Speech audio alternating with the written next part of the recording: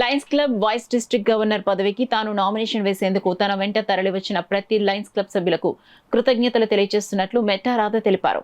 కాకినాడ దేవాలయం వీధిలో గల వెంకీ రెసిడెన్సీలో లయన్స్ క్లబ్ సంకల్ప ఆధ్వర్యంలో వైస్ డిస్ట్రిక్ట్ గవర్నర్ పదవికి పోటీ చేస్తున్న మెట్టా రాధా సరస్వతి పరిచయ కార్యక్రమం జరిగింది. కార్యక్రమానికి లయన్స్ క్లబ్ సంకల్ప ప్రెసిడెంట్ వారణాసి విజయలక్ష్మి అధ్యక్షత వహించగా మెట్టా రాధా సరస్వతి, డాక్టర్ మెట్టా వెంకటేశ్లు ముఖ్య అతిథులుగా పాల్గొన్నారు. కార్యక్రమంలో లయన్స్ క్లబ్ డిస్ట్రిక్ట్లో గల వివిధ క్లబ్ల నుండి తరలివచ్చి ప్రెసిడెంట్, సెక్రటరీ, ట్రెజరర్లు వారి మద్దతును మెట్టా రాధా సరస్వతికి ఇస్తున్నట్లు వెల్లడించారు.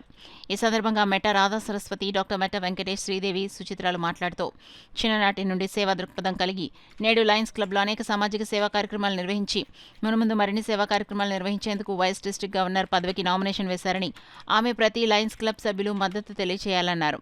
ఈ కార్యక్రమంలో ఎంఎస్ఆర్వి సత్యనారాయణ, పున్నమనేని రాజేశ్వరి, సుచిత్ర, ప్రభుదాస్, సాలిగ్రామ సెల్వేశ్వరరావు, సాలిగ్రామ లక్ష్మీ ప్రసన్న, రేవంత్, సుధాకర్, సుశీల, లక్ష్మీ నాగేంద్ర, వినితారెడ్డి, దేవి, లావణ్య, శ్రీదేవి, శ్రీకృష్ణవేణి, పలువురు లయన్స్ క్లబ్ సభ్యులు పాల్గొన్నారు. ఒకవేళ నేను 316B second vice district governor గా నెగటం జరిగితే నేను ప్రతి క్లబ్ కి వాళ్ళకి ఇవ్వాల్సిన గుర్తింపు ఇవ్వడానికి ట్రై చేస్తాను. ప్రతి మెంబర్ కి వాళ్ళకి ఇవ్వాల్సిన రెస్పెక్ట్ ఇవ్వడానికి ట్రై చేస్తాను. పర్మనెంట్ ప్రాజెక్ట్ ప్రతి డిస్ట్రిక్ట్ లో ఉన్న ప్రతి క్లబ్ కి తీసుకురావడానికి ట్రై చేస్తాను. ఇది నా మాటగా నేను ప్రతి క్లబ్ కి ఇన్ఫార్మ్ చేస్తున్నాను. డెఫినెట్ గా 316Bకి ఒక నూతన అధ్యాయం తీసుకురావడానికి నా స్వయ శక్తులన్నీ కూడగట్టుకుని మా సంకల్ప మెంబర్స్ అందరి సపోర్ట్ తోటి ముందరకు వెళ్ళడానికి ట్రై చేస్తాను. Thank you very much. నేను లయన్స్ లోకి వచ్చి 5 years అవుతుందండి.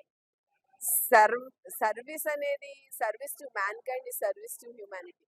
మనం ఏదైతే సర్వీస్ చేస్తామో దానివల్ల మనకి 1000 రెట్లు మన ఫ్యామిలీకి రిటర్న్స్ వస్తాయని నేను నమ్ముతాను.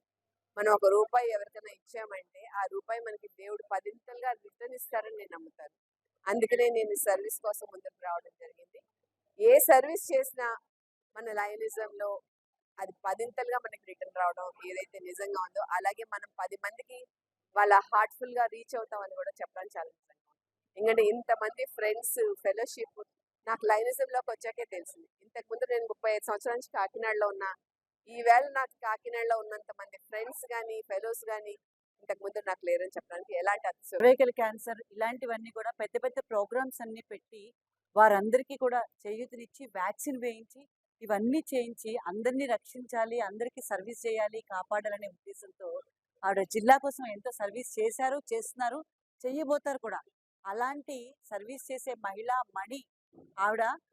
అందరిలో కల్లా మణి లాంటి, రత్నం లాంటి మణి ఆవిడ. కంపల్సరీ కూడా విడిజీ అవ్వాలి, గవర్నర్ అవ్వాలి అని మేము అందరం కూడా మనస్ఫూర్తిగా కోరుకుంటూ మా సంకల్పం అందరూ కూడా మేము అందరి తరఫు నుంచి కూడా మేము వీడికి మనస్ఫూర్తిగా మేము కంగ్రాచులేషన్స్ చెప్తున్నాం. నిజంగా ఒక సర్వీస్ అంటేనండి ఆవిడ ఇల్లు, పిల్లలు, ఒక బుజ్జిపాప ఉన్నారు, మనవరాలు, అందరినీ కూడా వదిలేసి వచ్చి ఏ సర్వీస్ అయినా సరే నిస్వార్థంగా 100% చేసేటువంటి మనిషి ఆవిడ.